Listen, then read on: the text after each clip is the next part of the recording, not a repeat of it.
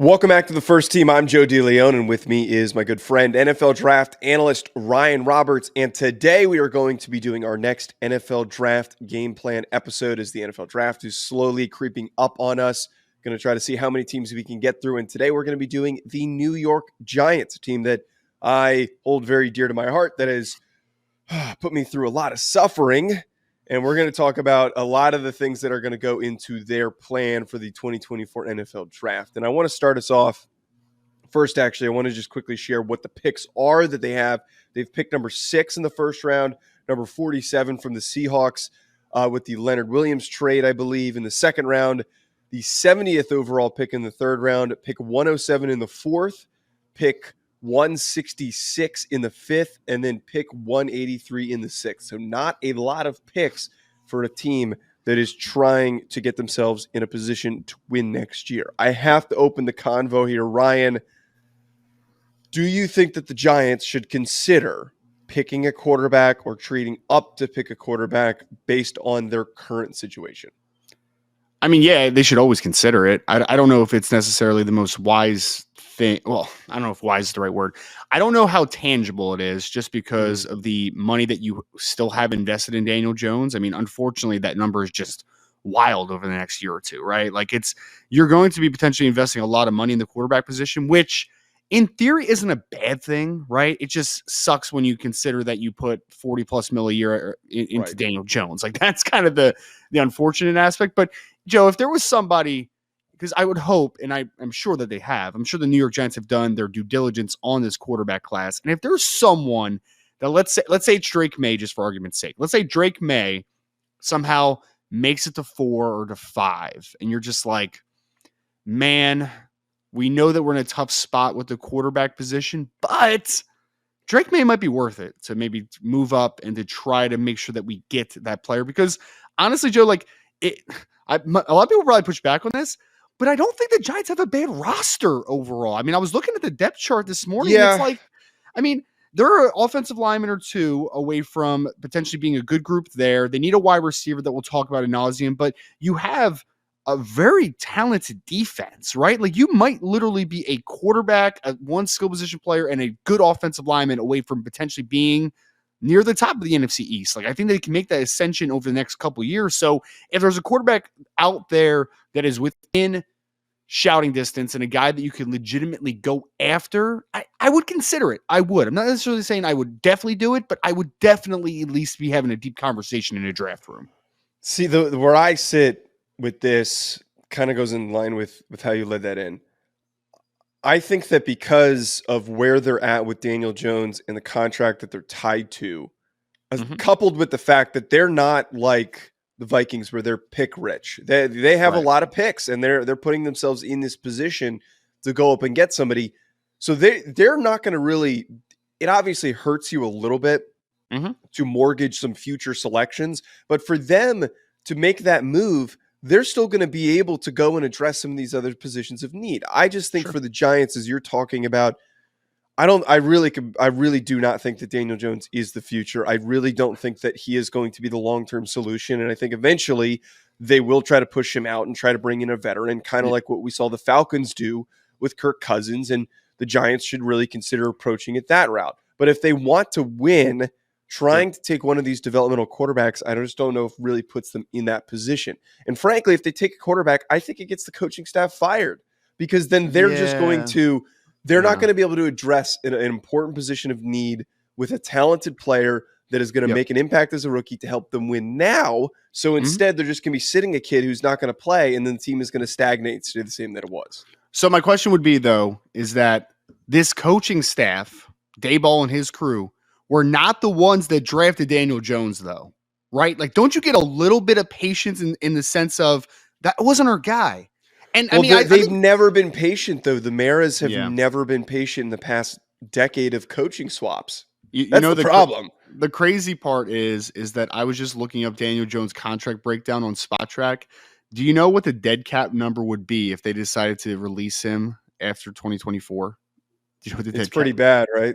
$69 million of dead cap, dude. It goes down from 69 to 22 to 11 after 2026. So, like, obviously decreasing.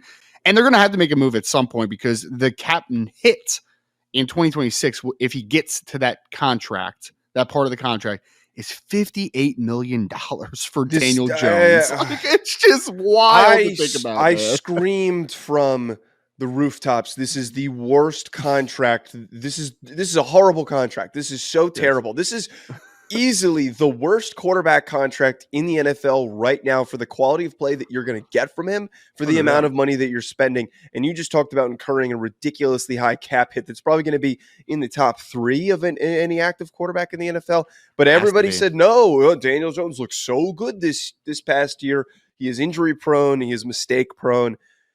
The best result, and I think that the Giants should hope for, I kind of think back to what happened when the Rams moved on from Jared Goff. You just need to hope that Daniel Jones has like an average to slightly above average year where it's enough to decide to move on from him, but enough to sell him to another team that needs to reset and wants to get rid of their quarterback.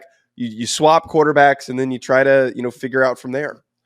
It's such a shame because I feel like Brian Daboll is such a good offensive coach that he showed fool's gold with Daniel Jones in 2022 when everyone knew it wasn't sustainable. But unfortunately, he got him to play to a good enough level where it made them think, you know what? There might be a long-term investment that makes sense here for a former top 10 overall draft selection. So yes, I think quarterback should be on the table potentially. I know it's a sticky situation with what the cap numbers are and the dead money over the next couple of years, but man, I'm not even looking at the numbers in front of me, but I'm pretty sure Daniel Jones had 3 touchdowns and 6 interceptions this past year before he got hurt. Like it was something atrocious, man. Literally, Tommy DeVito and Tyrod Taylor looked much better this past year than Daniel Jones. It's a bad situation to be in, man. So, but I think you should always keep your eye out for quarterback if you don't have one. So I think that the Giants will have their eyes open. Again, will it make sense? That's the question that comes into effect. BetOnline remains your top spot for all of your live betting action and contests. NFL, college football, UFC, NHL are all in full swing. BetOnline is your number one source for wagering news, odds, trends, and predictions with both desktop and mobile access at any time. Head to BetOnline today and use promo code BELIEVE, that's BLEAV, for 50% off your first deposit. That is a 50% welcome bonus. BetOnline, where the game starts. I don't think it would be bad for them to have on their radar to say, okay, that pick in the second round, if Bo Nix and Michael Penix are on the board, that gives us some assurance that you draft one of them, you sit them, and then you try to see if maybe one of them could provide competition in year 2. But I think, though, looking at this roster, what stands out to me is some of the bigger positions of need. Deonte Banks had some really good flashes, but I really think that the rest of this corner group remains a lot to be desired. I think that some people have thought that Trey Hawkins could be a good football player, and I think that has been established that they're better off trying to invest a more early pick in corner. My glaring need outside of some of these you talked about the offensive line, maybe they add interior offensive lineman. Sounds like they're going to try and give Evan Neal one more shot because they spent a first round pick on him.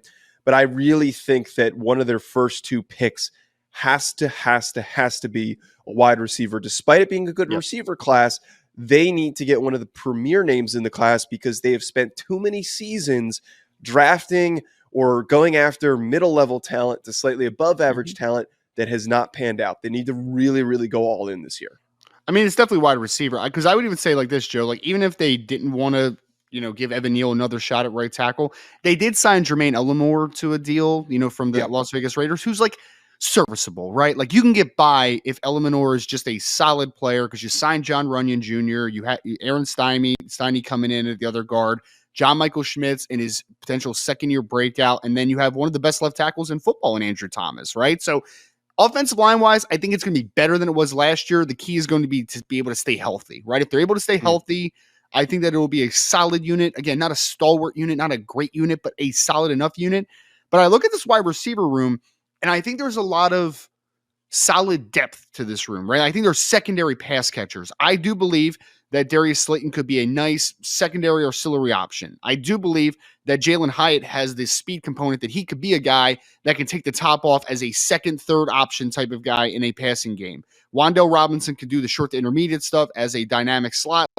As long as he stays healthy, you have some pieces to work with. But the common theme of those guys is none of them are high volume of high impact, right? Like Wan'Dale Robinson could be a little bit of a high volume guy because he's that shifty slot and RPO heavy system that can get a guy in space and make some plays, after the catch. But overall, you need to find a guy that is your number one pass catcher, right? Find that number one, and that makes guys like Darius Slayton a ton better. That makes guys like Jalen Hyatt a ton better. That makes Wan'Dale Robinson a ton better.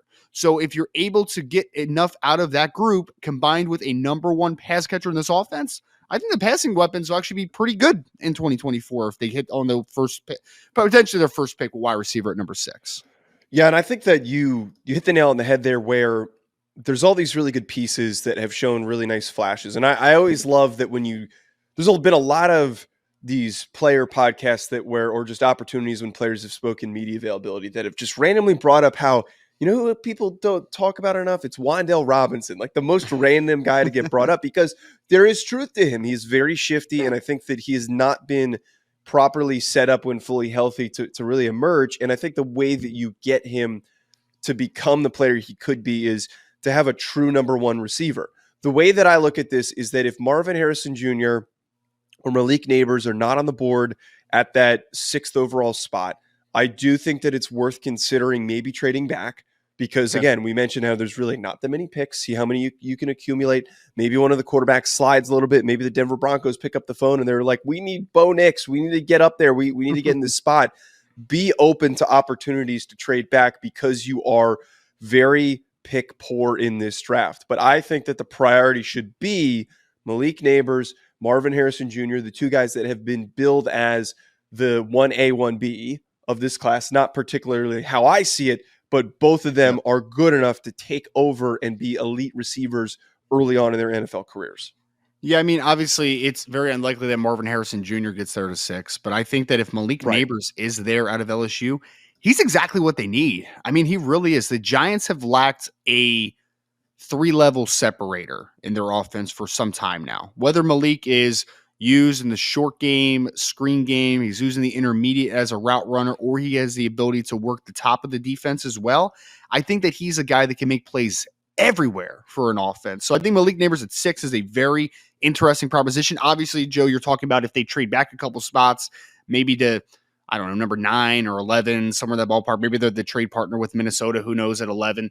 But I think that Rome Odunze is going to be a guy that people are going to talk about a lot out of Washington. Obviously, he's a bigger guy. He's got the vertical speed. He's got this ability to be a separator, multi-levels. The other interesting name, and I know that people are just want like a true wide receiver, but my question is if, like, let's say hypothetically they drop back to 11, and let's be honest, the Darren Waller thing has not really worked out for New York. It just has really not worked out. What if Brock Bowers is staring at you in the face, man? What if they're staring at you? Yeah. Okay. And this is why, by the way, doing these exercises are very interesting because we're projecting these as outsiders looking at rosters. And I think that that's why these are really fun to tune into if you're a fan. Right. But then when we get to the ones where we're the fans of, we know how the fan base reacts to things. I think that Giants fans would not be super happy with that.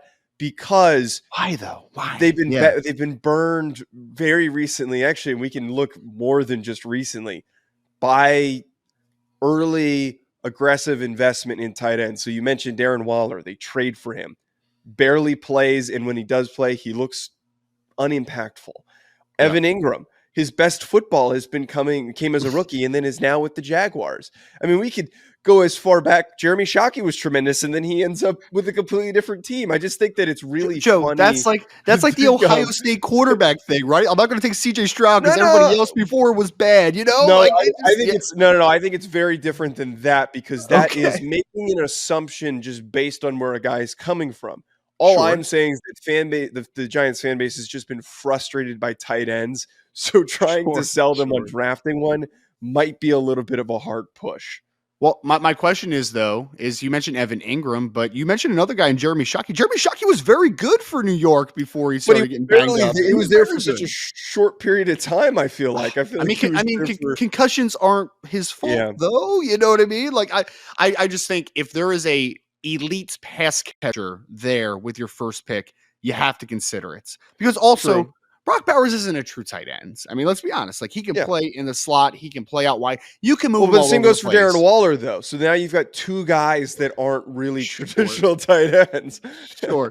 I'll say this about the Darren Waller thing. I fed into the Darren Waller hype this past preseason, Joe, and then he burned me in fantasy. Even though I still ended up winning fantasy, it was not because of Darren Waller. I lucked out that I got with my second tight end pick, Trey McBride, and he carried my team because Darren Waller stinks. And at the end of the day, Darren Waller stinks. So if Brock Bowers is on the board, I'm considering it. That's just point blank for me, man. Now, I do think as we get into day 3 that they should consider drafting a tight end just to have a little bit of extra depth. Like you're talking about, Darren Waller hasn't been super available. Maybe even on day 2 in the 3rd round, that's maybe where you take Jared Wiley or you take Ben Sinnott. Wiley, man. Of course I do. Or Jatavian Sanders if he's still on the board. I think also it hasn't really been brought up. Mm-hmm. Running back is a position I think now that Saquon Barkley is gone is one that should be addressed on day 3 or maybe in the 3rd round with that 3rd round pick. I think it's be a good player. Sorry to cut you off with Devin Singletary, motor, kind of a short area guy. Could you imagine Aldrick Estime with the Giants kind of lurking with a little bit of a smaller, shiftier back of a Devin Singletary? I think that'd be a pretty interesting pairing. Well, my pitch here, what I was going to say is that I think that by signing Devin Singletary, it kind of blatantly yells out, and also by letting Saquon Barkley go and not really being aggressive to retain him. It kind of screams out, hey, this is clearly the type of running back that we want to get. And it's something that I feel like we've been saying for the past couple of years with the whole Saquon situation of, well, we know Brian Daboll likes the Devin Singletary type running backs, the smaller, more compact guys that can catch the ball out of the backfield, is a little bit isn't going to be more of a thumper, and then they go and sign Devin Singletary, and it kind of just proves that that's the type of guy that they're going after. So I would throw out there, I feel like Bucky Irving, I feel like Blake Corum, or Tyrone Tracy from Purdue. Tyrone Tracy from Purdue would be another guy that's kind of more of a space-oriented type player. But don't you think there's something to be said about let's have the smaller kind of change of pace, kind of zone-based runner, kind of duoed with a more bigger back, an Aldrick Estime type of back, a Braylon Allen from Wisconsin, maybe in day 3, God. like somebody like, I know, but some people like him. Some people like Braylon Allen. I don't know. I think that typical roster building does dictate that. Part of me just thinks, though, the way that, like, the only example we can turn to is the way that the Bills built their roster. And I feel like a lot of the guys that they keep turning to are very similar. And now the guy that they rely on is James Cook, who, not a super big back, is a really good receiver, is really good in the these zone type runs. I don't know. I think that another guy that like Rasheen Ali, a guy that you really like, somebody who I think that might fit in that running back position. What other positions do we think else would be worth investing in? I mentioned corner. I think that they need to get an outside corner. Yeah, I mean, we mentioned offensive line. I still think is a spot that maybe in the 2nd, 3rd round, or maybe even beyond that, you invest a little bit in. You mentioned outside corner. Defensive line's good, man. I'll say that to start out with. The defensive line is in a good spot with the acquisition of Brian Burns combined with Kayvon Thibodeau taking a huge step as a second-year player. Dexter Lawrence was going to Demarcus Lawrence. Dexter Lawrence as one of the best nose tackles in the NFL as well. And your second level is pretty solid as well. I think outside corner.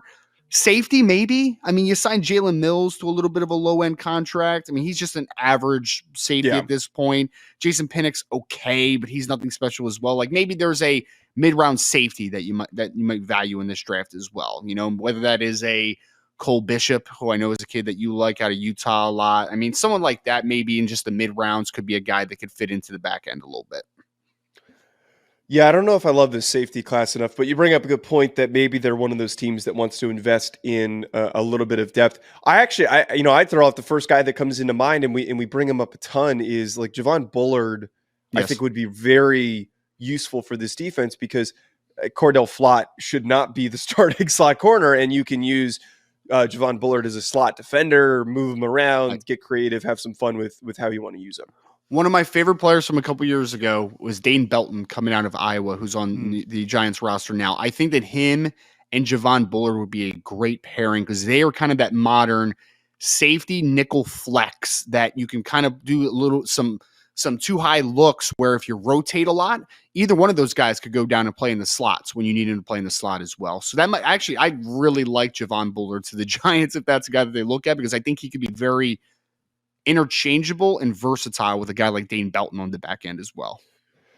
Yeah, he would fit nicely with some of the other defensive backs too, because there's a lot of speed back there. You know, we need to figure out a way, or they need to figure out a way to continue to build on the current roster structure the way that things are working. I'm still just dumbfounded that they thought that Trey Hawkins was going to be a good outside corner for them. Hey man, Trey Hawkins was still a good find by them, right? Like maybe they put too much on his plate, but like, I actually liked him coming out of Old Dominion, by the way, Joe. I don't know if we ever talked about him, but he's a good depth piece to a roster. He should not be a starting outside corner though. I agree.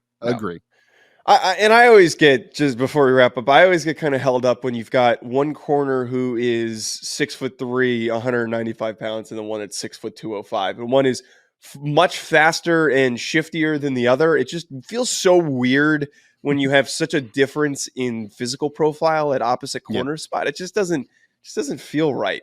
It's a little. So I mean, some teams still run like boundary versus field corner compared to like guys that are just a little bit more interchangeable. But I mean, yeah, for the most part, I think teams try to stick to kind of a prototype at outside corners. So usually they are a little bit more of a similar profile. I have on here on our lads, Joe, the projected starting outside corner outside of Deonte Banks is former Notre Dame great Nick McCloud. So again, corner is a massive need, to say the very least, with Nick McCloud and Trey Hawkins are your potential starting corner opposite of Deonte Banks. We'll have to see what the Giants do on draft night. Drop a comment below. Let us know what you think. If we missed a name that you think that the Giants should draft, let us know below. At Joe DeLeone, at Rising Draft, hit the subscribe button, hit that like button, and leave us a 5-star review wherever you tune in on podcast form. Enjoy the rest of your week, folks. We'll be back with more.